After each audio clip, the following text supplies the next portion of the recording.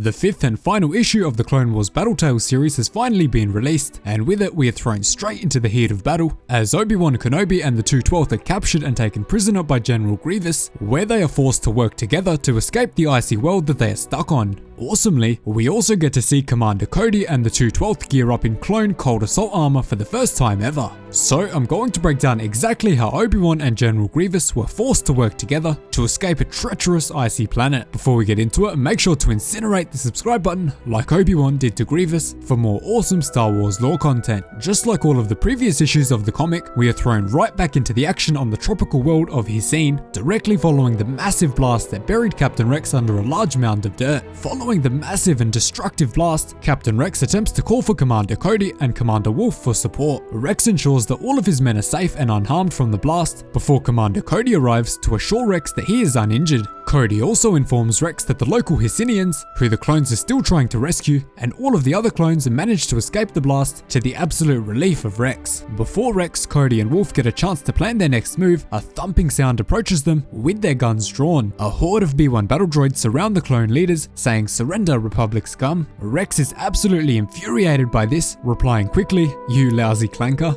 but Cody manages to quickly calm him down and tells him that the situation is not that big of a deal compared to the situation he was in with Obi-Wan not long ago. Now this is where we cut to the flashback, just like all of the other comics in the series. Obi-Wan Kenobi and the clones of the 212th are stationed on the icy moon of Caliban in the deep outer rim. Obi-Wan and his men have been captured and taken prisoner by the fiendish separatist leader General Grievous. Despite being captured, Obi-Wan assures Cody and his men that they have been in far worse situations before. In this shot we also get to see the 212th in their awesome clone cold assault armor, which we last saw the 501st wearing on Auto Platonia. This is such an amazing looking armor, so let me know down below if this is now your favorite 212th armor, or do you prefer the paratrooper armor, which also looks incredible. Grievous is then flanked by his horde of B-1 battle droids as he orders the clone troopers of the 212th to get to work immediately on building an ice bridge on the moon. Grievous threatens the clones by telling them if they don't begin the rigorous and grueling construction of the bridge, he will have no choice but to slaughter them in cold blood. Obi-Wan quickly interrupts Grievous, however, firmly telling General Grievous that he and the 212th will be doing no such thing for the separatists.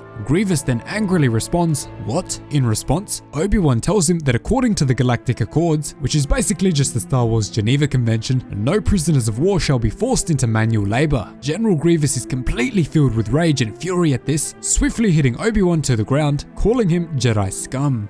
Grievous of course has no interest in following the Galactic Accords, further threatening Obi-Wan, telling him, "You belong to me, Kenobi, and you will do as I say, or you will die." Because of this brutal action by General Grievous, Obi-Wan, Commander Cody and the 212th are forced to begin construction on Grievous's ice bridge project, despite being in clear violation of the galactic rules of war. Obi-Wan mentions that it is a bit of cold irony that we've been tasked with rebuilding it, to which Gearshift quickly replies, "Please sir, don't even mention the word cold." It's honestly really awesome to see Gearshift make another appearance long before his death on Geonosis. As the clones continue to move the construction supplies through the harsh, freezing cold breeze of the planet, Cody sarcastically tells Obi-Wan that it would be tragic if the clankers suffered some kind of accident using the bridge. Obi-Wan then agrees with Cody's idea and orders his men to build the bridge, but nobody said that they had to build it well. Cody understands his general's orders very clearly before passing the word on to his men. As Cody and Obi-Wan are climbing up an incredibly steep mountain face together, they are alarmed by a shockingly loud screech from the mountaintop above them. Cody asks Obi-Wan what the tiny creature is, to which Obi-Wan tells him that it looks like one of the planet's native creatures, a QB. These guys are literally just an icy, cold version of the Ewoks. The white QB then begins to move slowly towards the edge of the cliff face, worrying Obi-Wan. He is quickly interrupted by Cody, however, who notices that the little fluffy creature is reaching for its parents, who are stranded on the other side of the ice bridge that is currently destroyed. The two then realize that the family must have been separated after the destruction of the ice bridge, causing Obi-Wan to urgently retract his earlier order to build a faulty bridge. Obi-Wan very quickly changes his tone, saying, "We're going to rebuild this bridge and it's going to be even better than before." Kenobi then comforts the cuddly creature as it jumps into his arms to hug him. While this is happening, Cody calls his general over, saying that the QBs are trying to tell them something. As the two look over the steep rocky cliff face,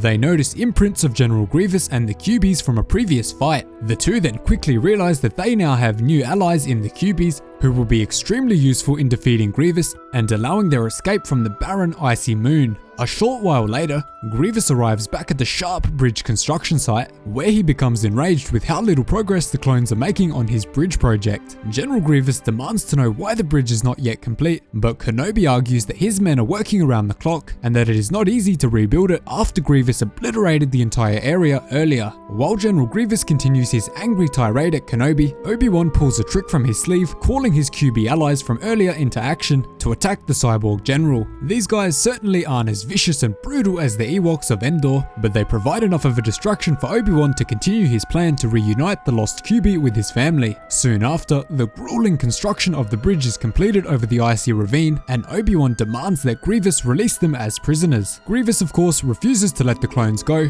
proclaiming this project as a mighty victory for the Separatist Alliance and a step closer to the horrific fall of the Republic. With Grievous refusing to let Kenobi and his men free, Obi-Wan finally shows his true intentions to Grievous, releasing the tiny QBs on the droid forces in the area. Grievous is of course enraged at this move and demands that his B-1 battle droid call for reinforcements. Obi-Wan begins to taunt Grievous as he ignites his ice blue lightsaber to come up against the luminous green and blue blades of General Grievous. The two then clash their bright lightsabers together with a screeching hum, fiercely blocking each other's attacks. While the two continue to lock blades, the clones of the 212th engage in fierce combat with the droid forces on the planet, managing to repel each of their advances. As Obi-Wan's luminous blade screeches against Grievous's, he taunts the cyborg general, asking, "What's it like being the Count's pet?" This again sends General Grievous into a red fury as he ragefully tells Obi-Wan that he is not Count Dooku's pet, delivering an incredibly powerful kick to Kenobi's body. Grievous then tells Obi-Wan that he looks forward to adding the icy blue lightsaber to his collection permanently, but his arrogance and rage had blinded him from what was really going on. Obi-Wan was able to lure Grievous into the perfect position before using the Force to violently pull the snow down from the rocky mountain peaks, sending Grievous and his droids plummeting down the cliffs. Cody then offers to arrest General Grievous with the rest of his men, but Obi-Wan cautions him against it, realizing that they probably won't have enough time to escape the planet before droid reinforcements arrive if they do. Instead, Obi-Wan orders Cody to pilot an LA-AT gunship to destroy the bridge over the icy ravine, further blocking Separatist forces. Once Obi-Wan has confirmed that the QB family has been reunited on the same side of the bridge, he gives Commander Cody the go-ahead to fire when ready. Immediately after receiving the order, Cody fires the weapons on the Republic gunship,